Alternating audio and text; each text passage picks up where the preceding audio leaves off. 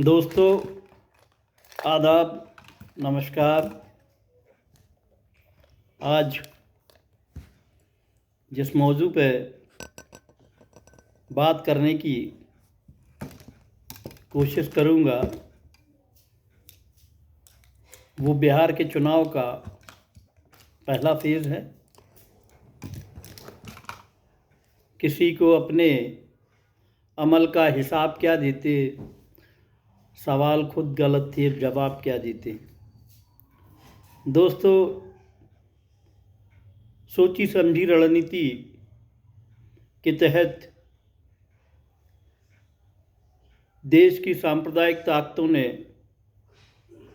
बिहार के चुनाव में सांप्रदायिकता की सड़ांध फैलाने की मनचाही कोशिश फिर की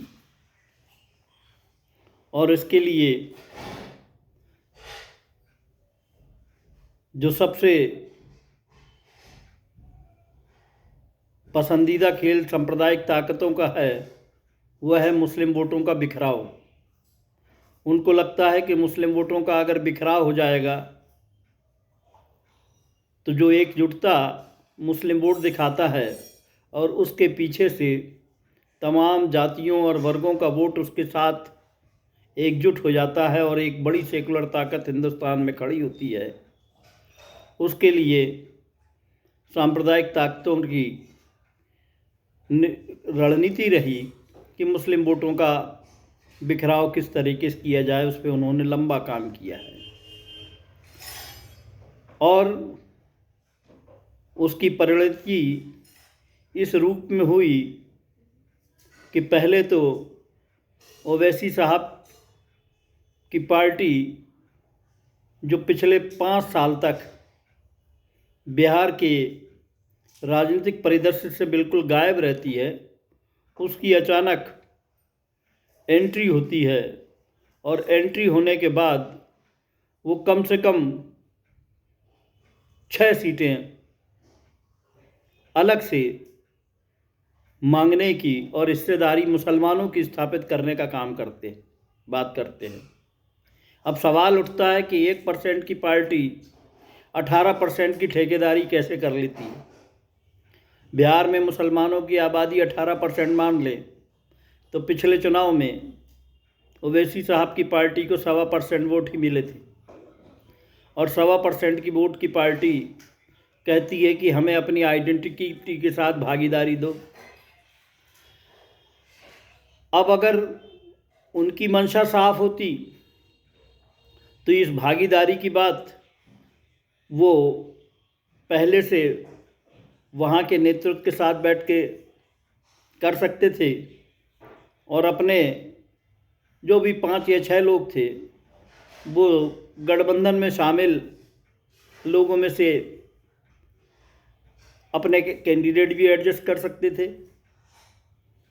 एक पार्टी के तौर पर और मुस्लिम पार्टी के तौर पर अगर ओवैसी साहब एक रणनीति पे काम कर रहे थे और किसके इशारे पे कर रहे थे ये सब जानते हैं कि जैसे ही गठबंधन होता 6 सीटों पर ही सही, वैसे ही सांप्रदायिक ताकतों को एक बहाना मिल जाता कि देखिए मुस्लिम सांप्रदायिक पार्टी के साथ इंडिया गठबंधन ने हाथ मिला लिया है और इस तरीके से उनका चुनाव लड़ने का जो तरीका होता वो बदल जाता।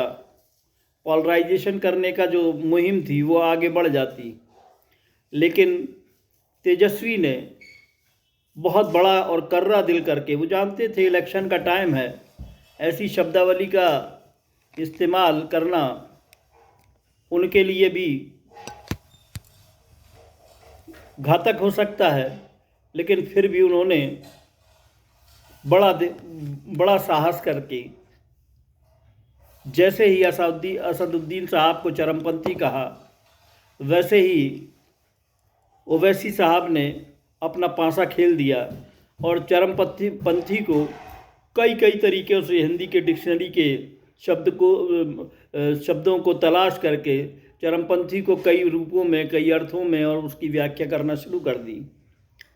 और जो उनकी अपनी वेशभूषा है, उस वेशभूषा के माध्यम से उन्होंने ये जाहिर करने की कोशिश की कि तेजस्वी ने हिंदुस्तान के हर मुसलमान को चरमपंथी कहा है। जिन लोगों ने सांप्रदायिक ताकतों के राज को भोगा है और वो वहाँ रह रहे हैं, वो जानते हैं कि सेकुलर ताकतों की सत्ता में लाने की कितनी बड़ी आवश्यकता हो गई है। मुस्लिम पहचान को आगे बढ़ाकर मुस्लिमों वोटों का ध्रुवीकरण करना की पूरी मंशा की गई। हालांकि जितना वो चाहती थी सांप्रदायिक ताकतें बिहार के अंदर, उतना सांप्रदायिकरण और उतना ध्रुवीकरण इस बार नहीं हो सका और पूरी संभावनाएं इस बात की हैं कि बिहार में इंडिया गठबंधन को ही एज मिलने वाली है। इस तरीके से हम देखते हैं कि जब निर्णायक लड़ाई लड़ने की बात आती है तो धर्म के नाम पर पोलराइजेशन, बहुसंख्यक पोलराइजेशन तो उनके नाम पर होता है, लेकिन अल्पसंख्यकों के वोट को बिखराने का काम भी हमारे बीच की कुछ ताकतें करती हैं, जो किसी भी तरीके से उचित नहीं हैं। बस इतनी बात मैं कहना चाहता हूँ कि बिहार का चुनाव में जो नतीजे आएंगे, वो नतीजे इस देश के अंदर सेकुलरिज्म की, समाजवाद की नींव को मजबूत करेंगे, जो इस वक्त में हर अमन पसंद नागरिक की और दबे पिसे कुचले लोगों की, दलितों की, मुसलमानों की, अल्पसंख्यकों की पहली ज़रूरत है।